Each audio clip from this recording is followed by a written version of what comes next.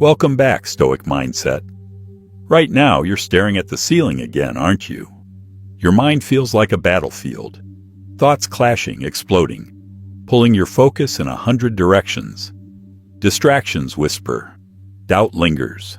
Procrastination and regret swirl like a storm cloud, thick enough to choke your momentum. You told yourself you'd change, that tomorrow you'd begin. But let's set the record straight. Tomorrow is a lie. It's the enemy in disguise, a soft, seductive illusion that traps you in a loop of delay. Tomorrow is always just out of reach, a phantom, and you know it. You've felt it slipping away time and time again. You're tired of waking up to the same patterns, tired of breaking promises to yourself, tired of chasing the ghost of, "I'll start later." You don't need more guilt, you need truth. Because that pressure building inside you, it's not frustration, it's potential, suffocating under the weight of hesitation. You're not broken, you're just buried. And it's time to dig yourself out. Not with comfort, not with ease, but with something far more powerful: radical change. Real change isn't soft. It doesn't tiptoe. It's violent. It's disruptive. It demands sacrifice. It forces you to confront the parts of yourself you've been hiding from. This is where Stoicism steps in, not as a gentle guide, but as a firebrand. Stoicism doesn't coddle you. It confronts you. It demands your strength, not your excuses. It's not about feeling better. It's about being better, regardless of how you feel. Marcus Aurelius, an emperor who ruled over millions, said it clearly. The happiness of your life depends upon the quality of your thoughts. That means you're not a victim, not of circumstance, not of your past. You're a product of your thinking. And if your thoughts remain weak, so will your life. Mental discipline is the foundation. Without it, everything collapses. You can't master your actions if you haven't mastered your mind. This isn't about perfection. This isn't motivation. This is about the one thing that changes everything: discipline. Not the discipline that feels good, the kind that burns, the kind that breaks you before it rebuilds you, the kind that refuses to wait for the right time. It acts now. It rises when you don't feel like it. It shows up when comfort begs you to hide. This message is for the ones who are done settling, done shrinking, done waiting for the world to change. If you know there's something inside you, something powerful, but it's been buried under years of delay and denial, then this is your moment, not for motivation, but for transformation. Let this be the line you never cross back over. Comment below. I am no longer a slave to my excuses. Share this with someone who needs to hear it. And don't forget to subscribe, because we're just getting started. We're about to dismantle every limit that's held you back. 1. Control your first hour. The first hour of your day isn't just a routine, it's your declaration of war. When you wake up and reach for your phone, you're not checking messages. You're surrendering. You're letting the world dictate your mindset before you've even claimed your breath. The snooze button? That's retreat. That's you choosing comfort over conquest. Your first hour defines you. It determines whether you move through the day as a warrior or a puppet of distraction. Discipline isn't born when the world starts watching. It's forged in silence. It's cultivated in those unseen moments. When no one applauds you, no one notices, but you still show up. Marcus Aurelius didn't expect a peaceful world. He anticipated hardship, betrayal, greed, struggle. And still, he showed up, with strength, with resolve. That's what Stoic discipline is. Not the absence of chaos, but the ability to walk through it with calm, steady fire. Own it. Step into it. Your first hour is sacred. But let's be clear, it's not for the weak. Guard it like your life depends on it, because it does. This isn't a soft morning ritual. This is war. It's you versus every instinct trying to seduce you back into numbness, back into distraction, back into the graveyard of wasted potential. Begin with breath, begin with stillness, and most importantly, begin with truth. You weren't born to chase comfort. You were built to conquer it. You were built to break your cravings, to rise above impulse, to command your fate. If you can master that first hour, you own the rest of your day. If you own your morning, you own your mind. And when your mind is yours, nothing else can enslave you.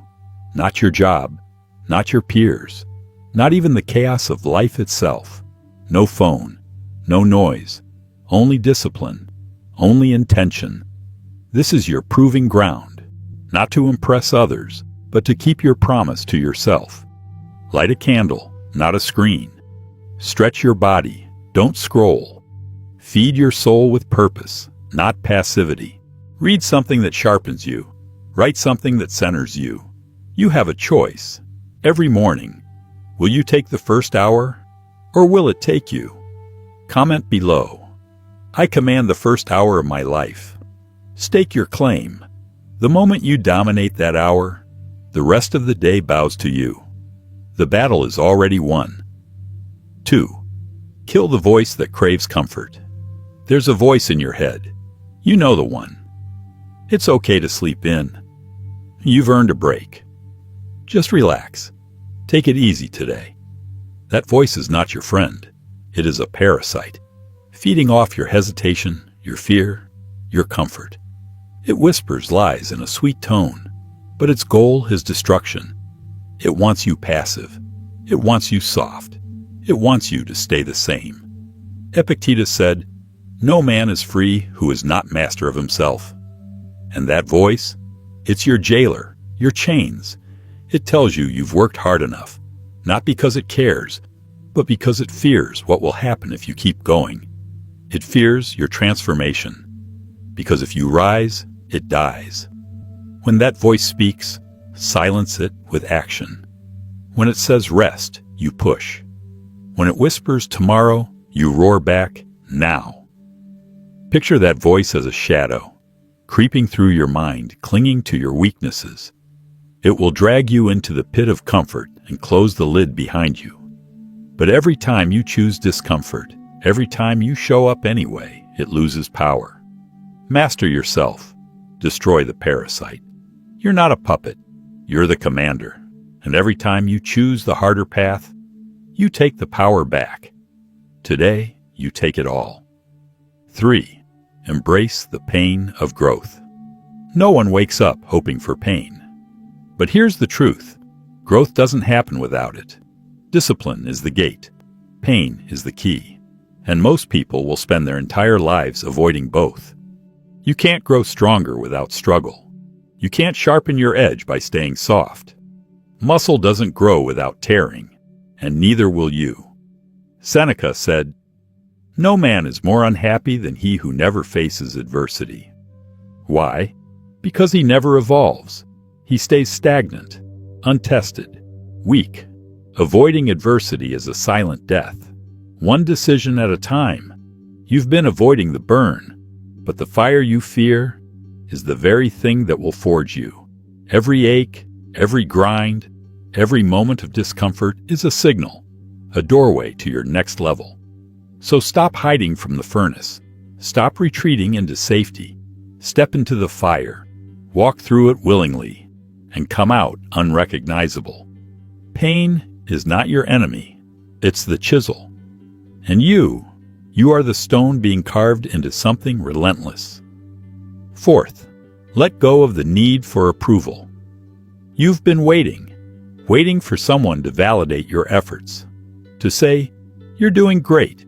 You're on the right track." Stop waiting. No one is coming.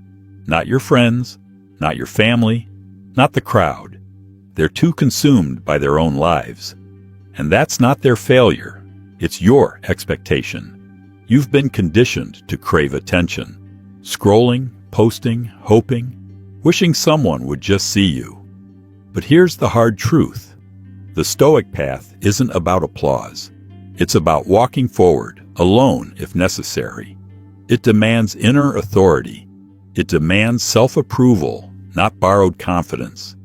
Marcus Aurelius wrote, "You could leave life right now.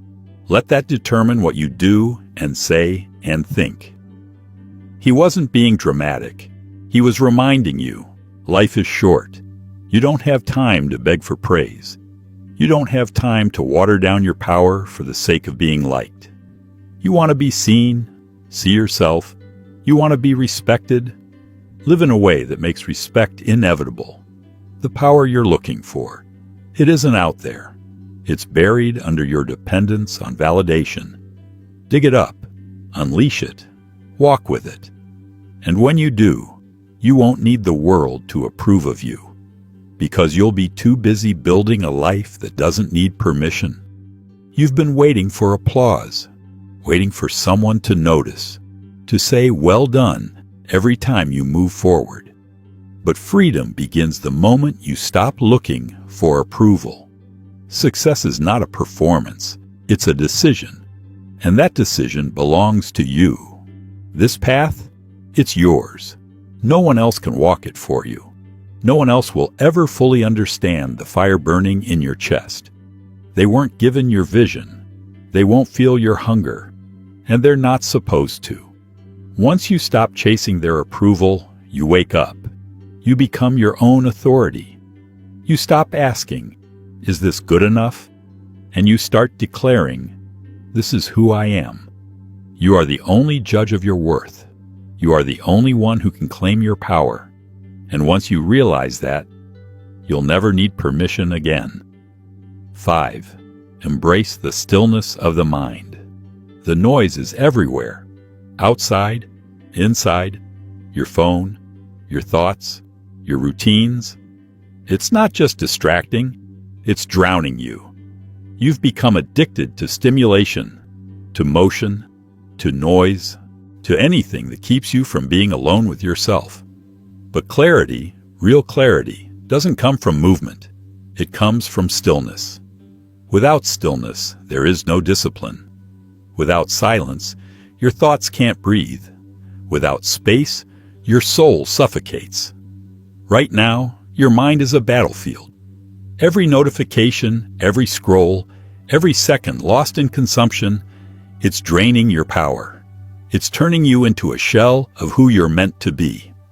Epictetus said, "Wealth consists not in having great possessions, but in having few wants." But the world wants to give you more cravings, not less. It wants to sell you distraction, to keep you numb, to keep you dependent. Every moment you spend consuming meaningless content is a moment stolen from your potential.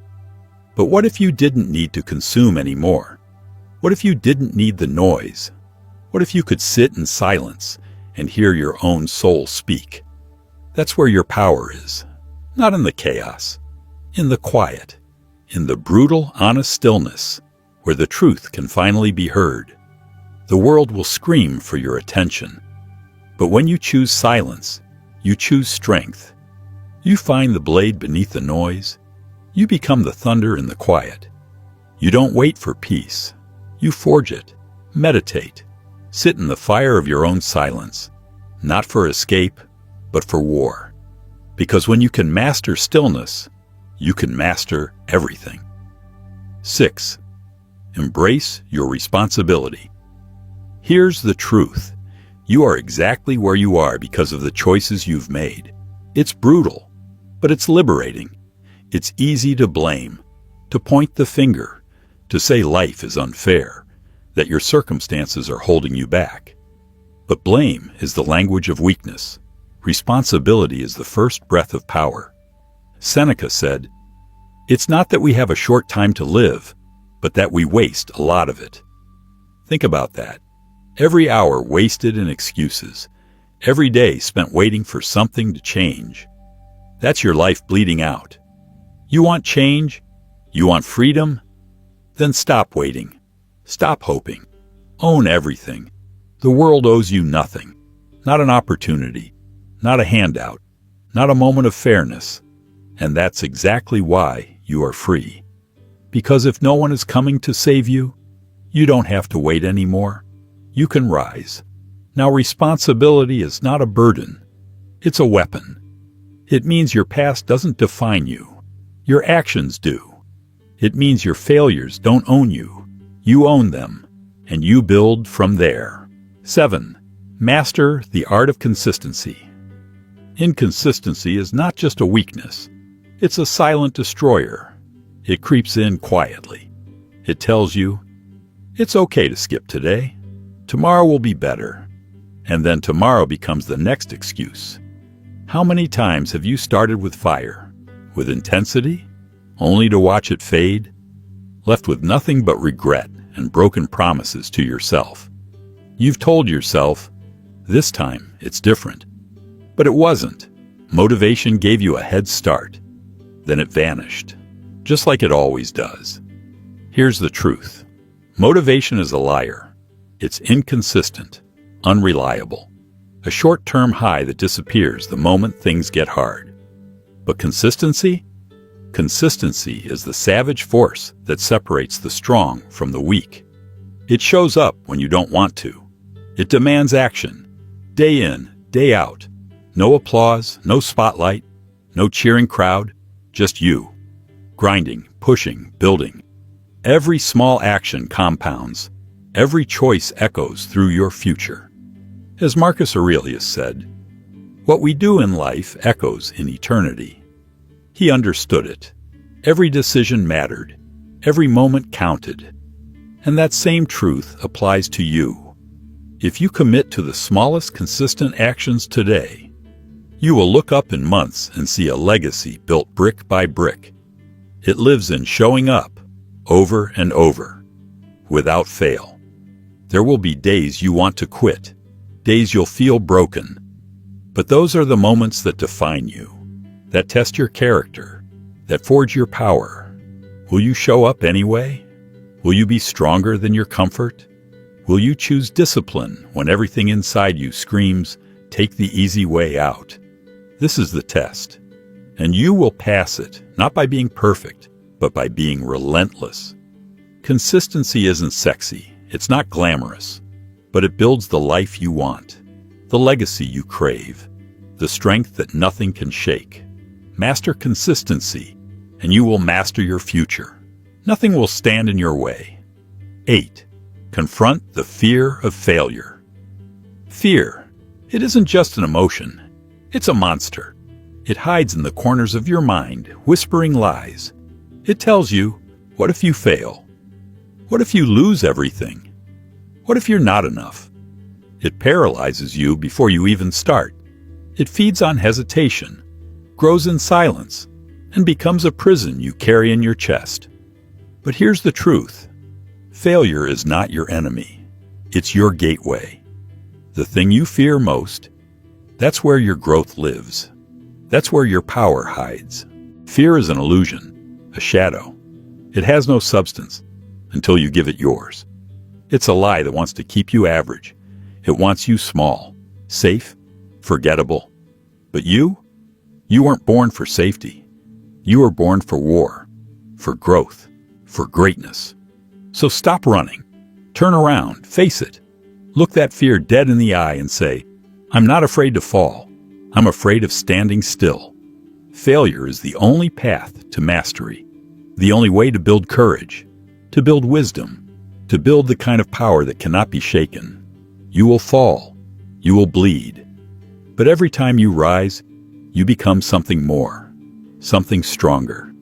The ones who win aren't fearless. They've just stopped letting fear lead. So ask yourself, what are you still afraid of? And more importantly, what would your life look like if you stopped letting that fear decide for you? You know the answer. Now act. Marcus Aurelius wasn't just some philosopher scribbling in a dusty old scroll. His words were war cries. He understood something primal. What stands in the way becomes the way. That thing in front of you, the obstacle, it's not your enemy, it's your weapon. The very resistance you're feeling, that's the launch pad. He said it best. The impediment to action advances action. That fear, that dread, it's not a stop sign, it's a starting line. You don't run from it. You walk straight into it.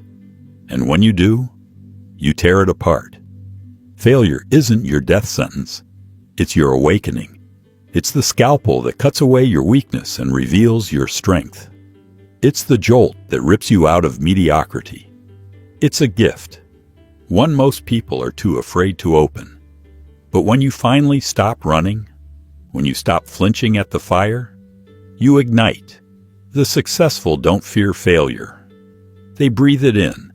They let it burn, let it blister, then use that fire to fuel a forward charge so fierce the world can't help but notice. They don't crumble in chaos. They command it. They don't avoid pain. They mold it into power. That's the truth most won't tell you. Failure isn't the end. It's the beginning. It's not the enemy. It's the forge. And when you stop fearing failure, the whole world shifts. You stop hesitating. You stop questioning. You start building. Not perfectly, but powerfully. Not safely, but relentlessly. So stop hiding from the storm. Become it. Because the second you stop worrying about what might go wrong is the second you start building what could go right. The second you stop holding back is the second your life becomes a bold, unpredictable masterpiece. You've just heard the 8 principles. But don't get it twisted. Hearing them means nothing. Understanding them means nothing. Living them, that's everything.